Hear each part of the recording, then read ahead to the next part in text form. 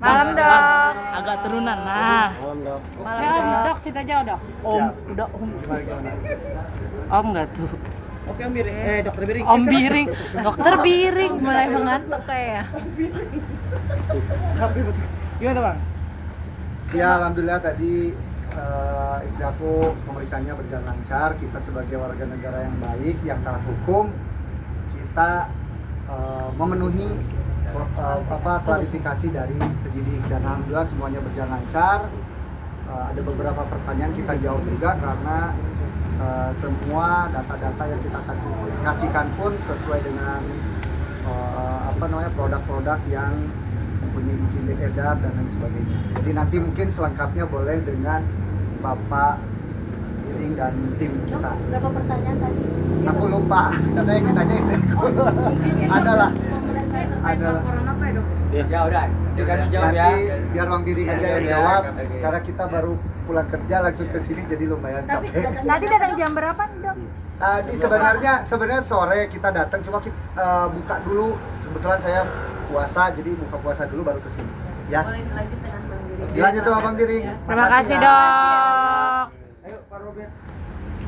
Ya dokter. Iya, jadi Iya. Klarifikasi, klarifikasi. Atas laporan. Jadi kalau tadi setelah diperiksa klien kita ya, kita sudah mengetahui ini atas laporan rekan sejawat kami juga ya, Fahmi Bahmid ya, seperti itu. Tetapi setelah kita pertanyakan kepada penyidik, beliau katanya dikuasakan oleh 4 orang ya. Jadi kemudian tadi klien kami itu diberikan pertanyaan sebanyak 34 pertanyaan ya.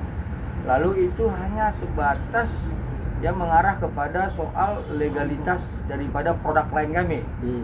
Jadi itu ada 6 produk yang dilaporkan terkait apa yang disampaikan oleh penyidik tadi. Kami sudah menyerahkan keseluruhan dokumennya. Aneh ya.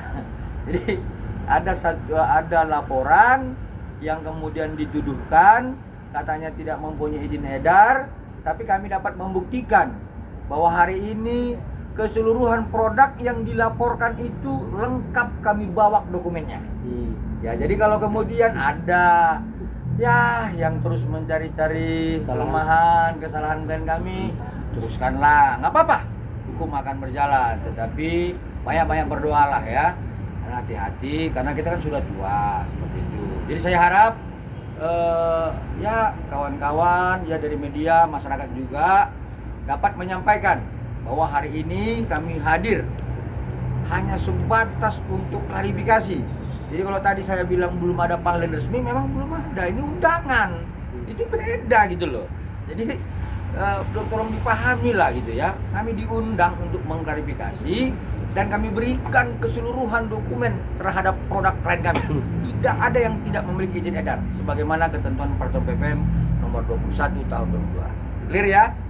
Oke? Bang berarti pertanyaan dan laporan siapa? Jadi gini dia, kita awali dulu ya. Dari kemarin saya dengar dari media sosial ini, Dr. Reza dipanggil, ya. Ini kesalahan, ya. Mungkin yang menyebutkan kalau banyak baca buku, jadi dia itu bersalahan ngomongnya. Ini bukan dipanggil, ini undangan klarifikasi.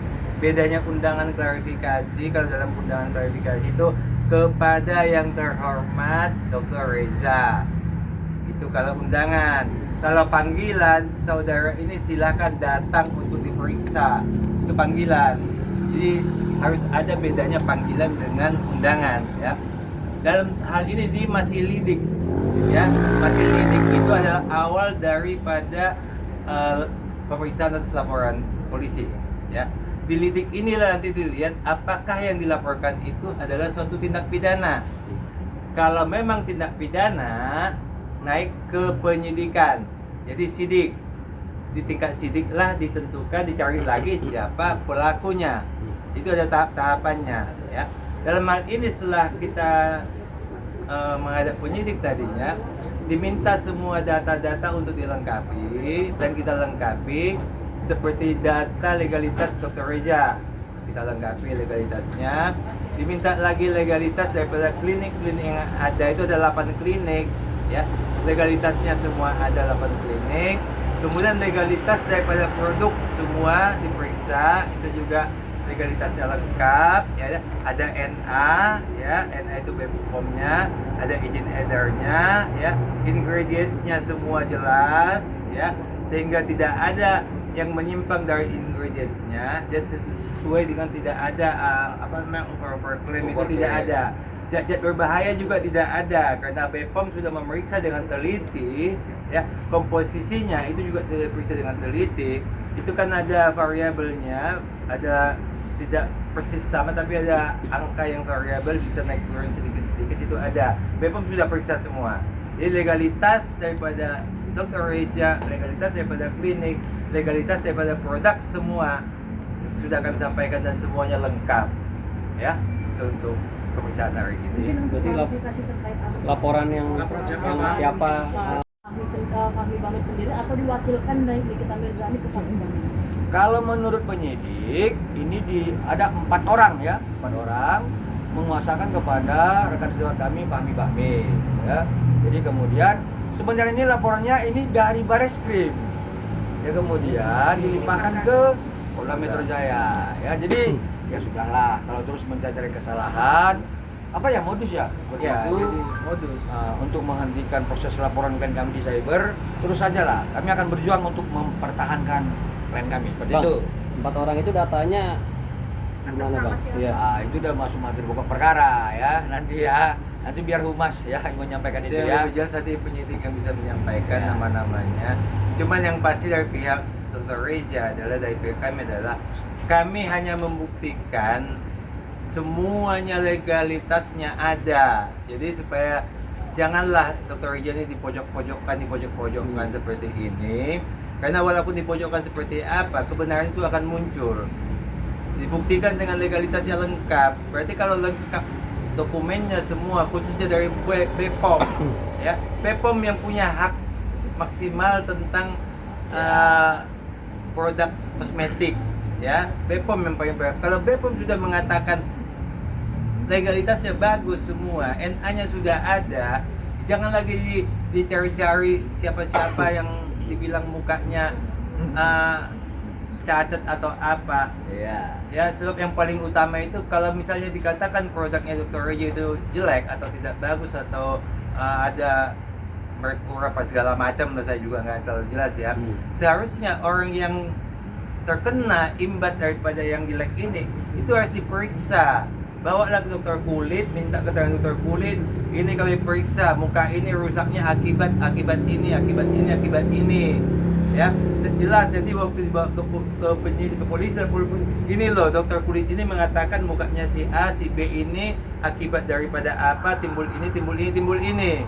Ya, jadi tidak bisa hanya katanya si A mukanya rusak, si B rusak, si C, si D sampai si Z semuanya rusak mukanya.